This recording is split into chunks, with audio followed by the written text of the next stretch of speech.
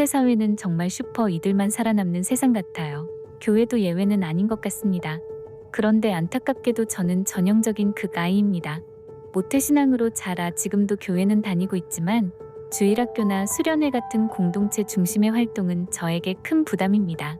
고등부 주일학교 졸업 후에 청년부로 진급하지 않고 내가 교회에 온 것을 청년부 눈에 띄지 않게 하라 는 마음으로 본당 2층 구석 기둥 뒤에서 조용히 예배드리는 게 저만의 방식이 되었습니다.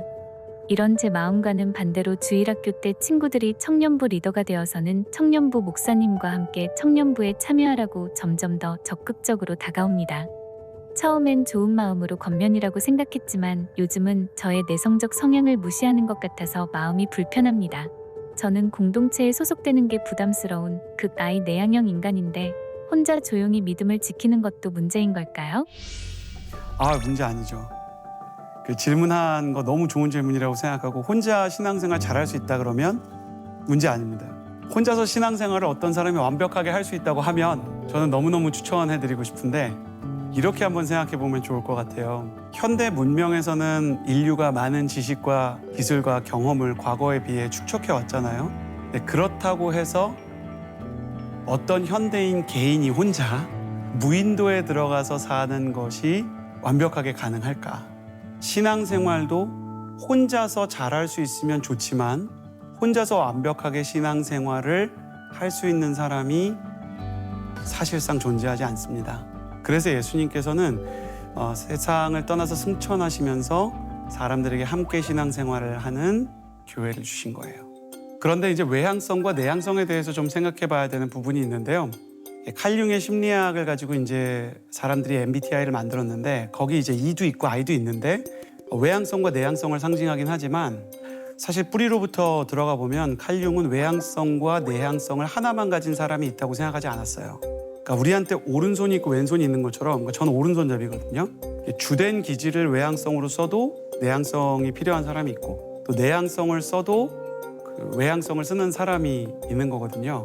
그래서 내가 한쪽으로만 고정되어 있다라고 생각하지 않았으면 좋겠어요. 그리고 외향적인 분들도 혼자 있는 시간이 안 필요한 게 아니에요. 저도 외향적인데 설교를 하고 집으로 돌아와서 혼자 누워있는 시간 너무너무 좋아하고요. 두 아이가 생기면서는 또 내향적인 혼자만의 시간도 되게 소중합니다.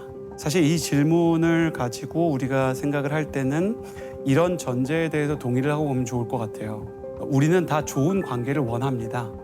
그리고 그 수의 많고 적음의 차이가 있을 뿐 소통을 하고 교감을 하고 관계를 통해서 누리는 행복의 질적인 수준이 다 각각 필요하고 그런 좋은 관계, 좋은 대화를 원하는 사람들인 겁니다. 하나님께서도 홀로 계시지 않고 우리와 교제하고 사랑을 나누기 위해서 우리를 창조하셨다면 어쩌면 신앙의 핵심은 관계고 대화고 공감일지도 모르겠어요. 예수님만 잘 믿으면 되지 꼭 공동체에 소속되어야 하나요? 맞습니다.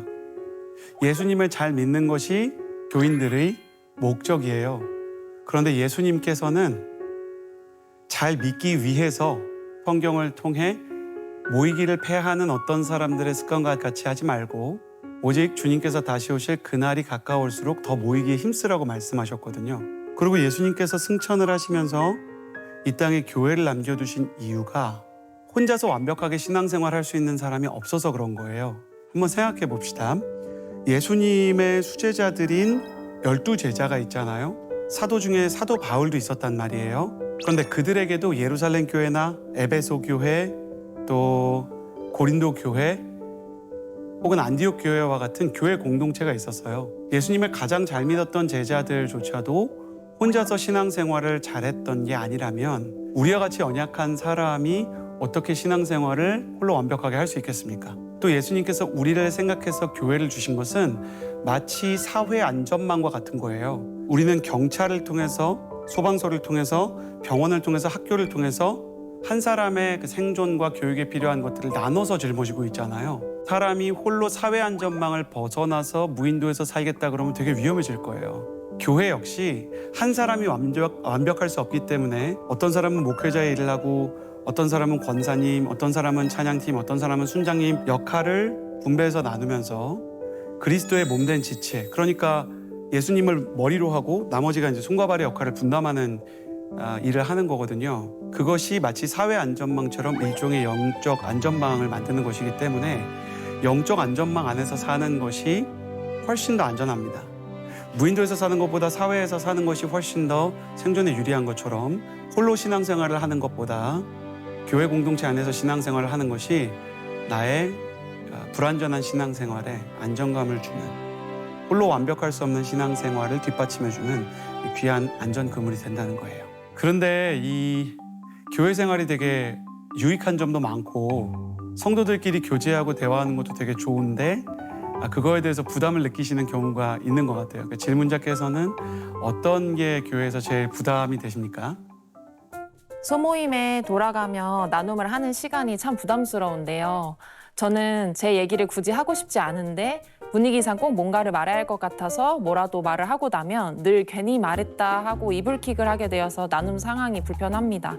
공동체 모임에서 저는 그냥 나누지 않고 조용히 듣기만 해도 될까요? 자기 마음을 오픈하고 자기 삶을 오픈하는 게 힘든 분들이 많이 계세요. 근데 이런 분들에게 도움을 드리고 싶은 거는 방금 조용히 듣기만 해도 되냐고 물어봤는데 당연히 그것도 괜찮고요.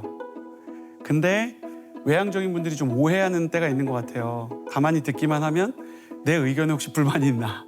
아니면 내가 나눈 거가 좀 별로였나? 이렇게 생각할 수 있기 때문에 조금 더 좋은 방법은 조용히 듣는 것도 괜찮은데 적극적으로 반응해 주는 거예요. 그러실 수 있었겠습니다. 충분히 이해가 됩니다.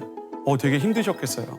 그 사람이 이야기하는 정서를 잘 따라가면서 상대방의 호의를 얻을 수 있고 호의를 얻을 수 있다면 상대방도 내 이야기를 듣고 또 나의 정서에 대해서 궁금하게 하는데 좋은 효과가 있을 것 같아요. 관계적인 그 지수에서 좋은 전략이라고 생각이 들고요.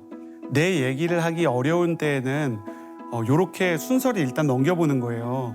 제가 얘기하는데 좀 서툴러서 들으면서 저도 좀 나눠보겠습니다 하고 상대방이 나누는 거를 보고 비슷한 고민이나 비슷한 경험을 했던 게 있으면 거기서부터 나눠보는 거예요.